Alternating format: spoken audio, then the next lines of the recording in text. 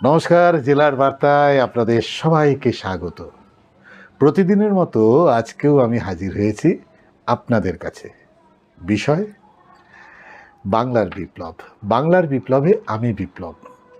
বিষয় অবশ্যই রাজনীতির, কেন রাজনীতির কথা ছাড়া দক্ষিণ ২৪ পরগনা চলে? এখন তো দক্ষিণ ২৪ পরগনার আলোচনার বিষয় হচ্ছে রাজনীতি।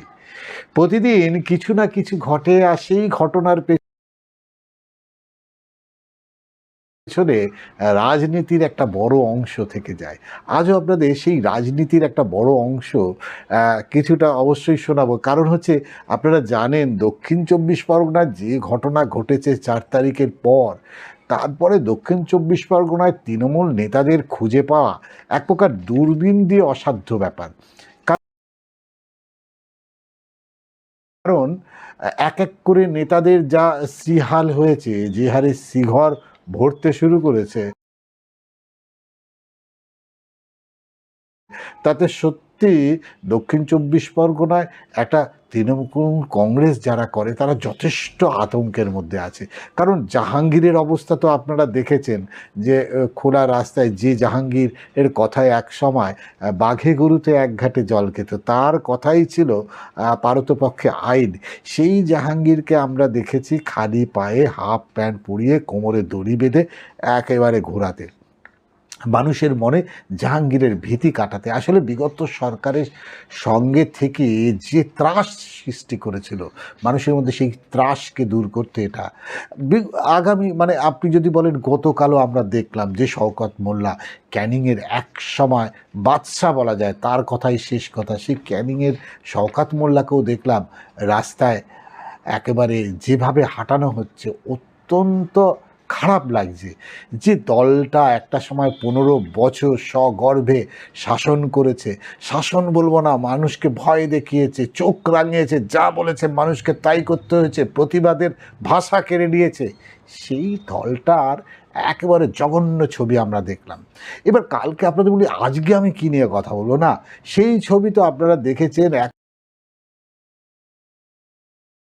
এখন আর কেউ তৃণমূল কংগ্রেস করে এটা বলতে দক্ষিণ ২৪ পরগনা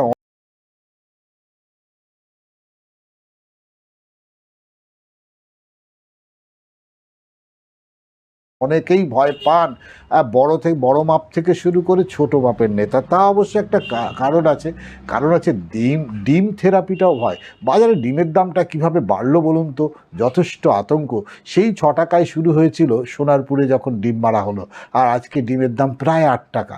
প্লিজ এই ডিম থেরাপিটা বন্ধ করুন। এতে যেমন একজন মানুষ অসম্মানিত হয়, তেমনি কিন্তু অর্থেরও অপচয় হয়। আর সাধারণ খেটে খাওয়া গরিব মানুষ ডিম কিনে খাওয়াটা একটা বড় বাধা হয়ে দাঁড়াচ্ছে। যাক, সেসব কথা বলবো না। আজকে যে কথা বলবো সেটা হচ্ছে মগরাহাটের কথা। আপনাদের মনে আছে?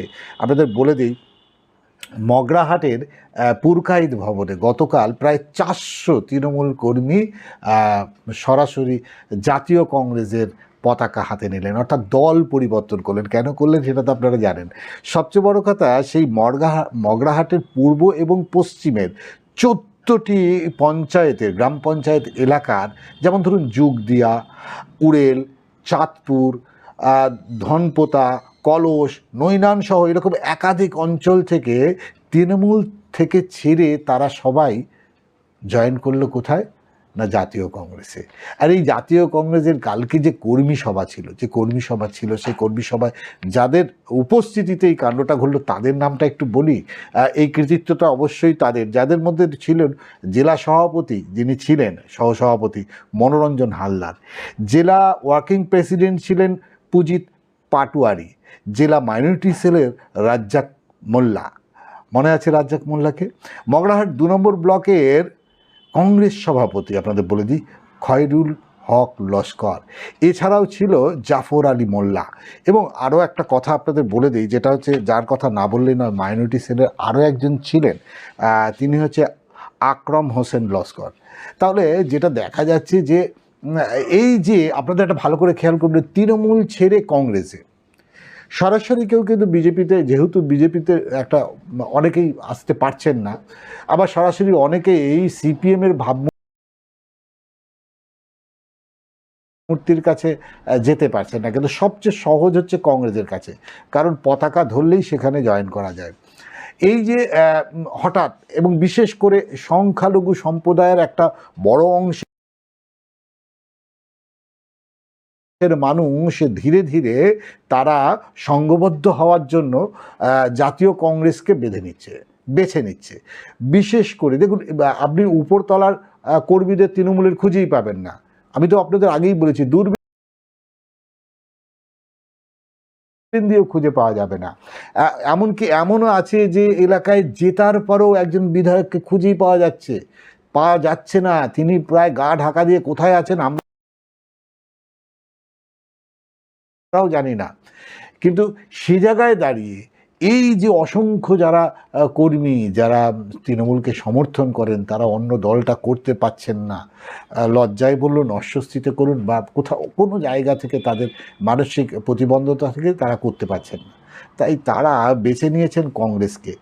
তাহলে কি দক্ষিণ 24 পরগনায় তৃণমূলের বড় ভাঙনের পর নতুন করে কংগ্রেসের উত্থান হচ্ছে? কি বলেন আপনারা?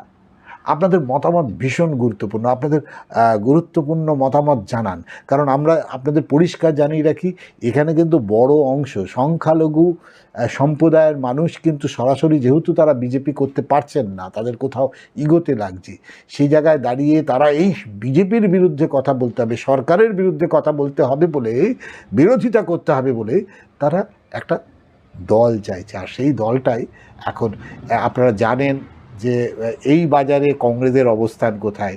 তাই এইভাবে একদিনে যদি 400 কর্মী জয়েন করে, আগামী দিনে কি তাহলে দক্ষিণ 24 পরগনায় কংগ্রেসের হার ফিরছে?